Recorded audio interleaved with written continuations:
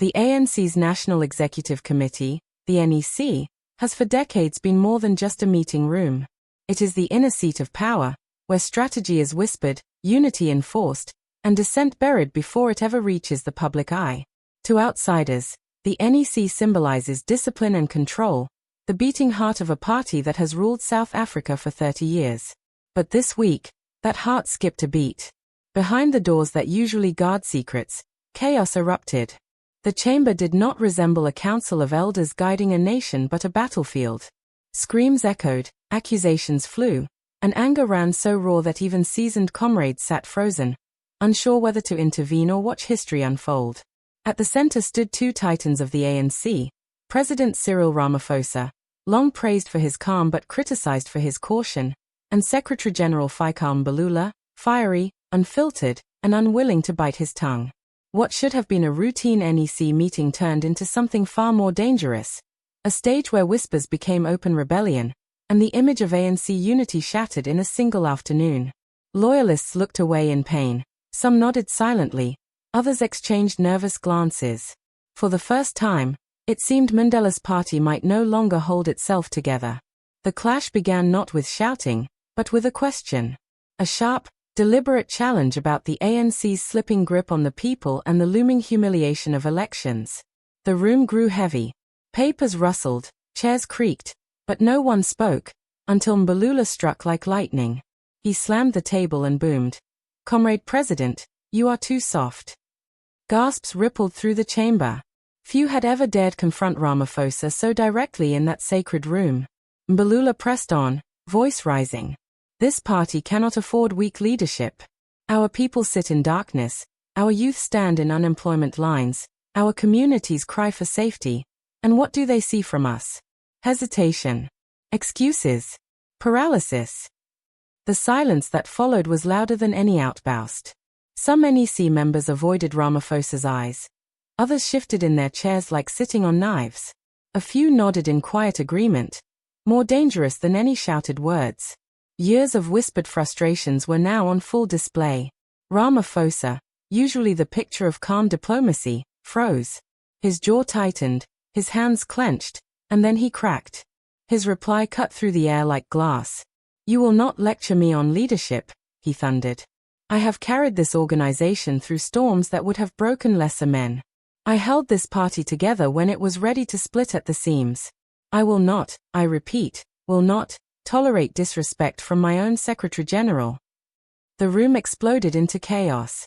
Voices collided, accusations flew, and the chamber felt less like a council and more like an arena.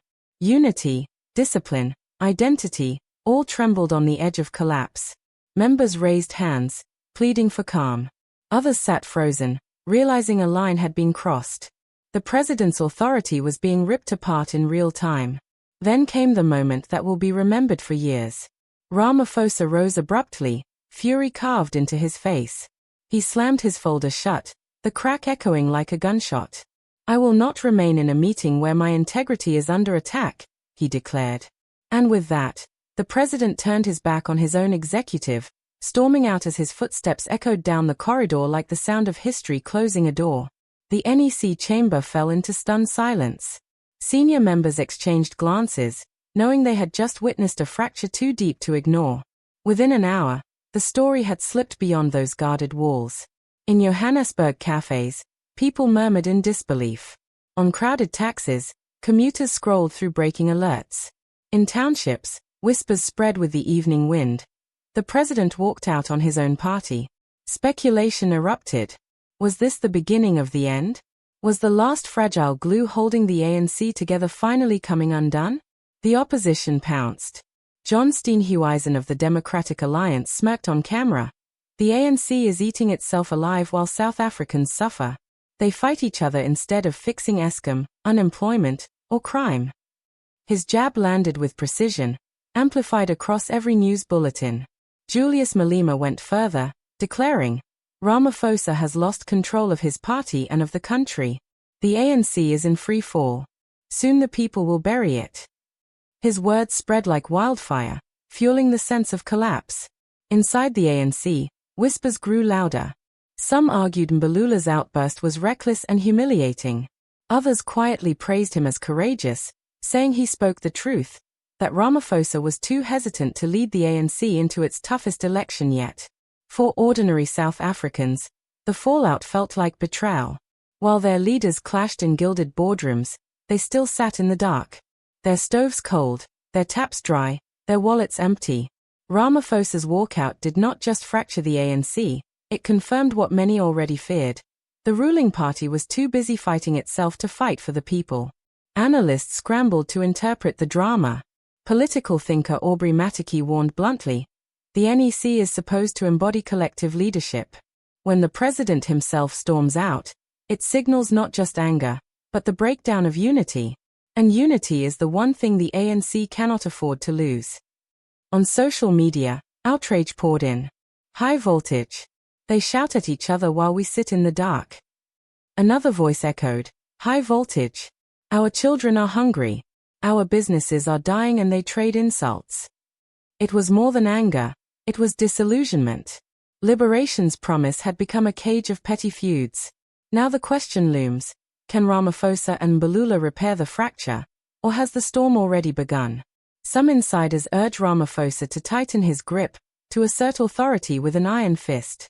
Others believe the confrontation has already emboldened his rivals, that every show of strength will deepen the cracks until rebellion consumes the party. The timing could not be worse. The ANC limps under corruption scandals, collapsing public trust, and surging opposition. This meeting, meant to project unity, instead exposed fragility. Ramaphosa's walkout was more than a flash of anger. It was a symbol of a presidency under siege and perhaps the first tremor of the ANC's reckoning. South Africa has seen political fights before, but this cut deeper. Because when the fire burns inside the house, it is not only the party that bleeds, it is the people. A mother staring at a cold stove, a worker locked out of a factory, a student bent over a candle. They are the silent witnesses to this theater. And their memories are long. Leaders may forget who they serve, promises may fade into betrayal, but the people will not forget. Not this time.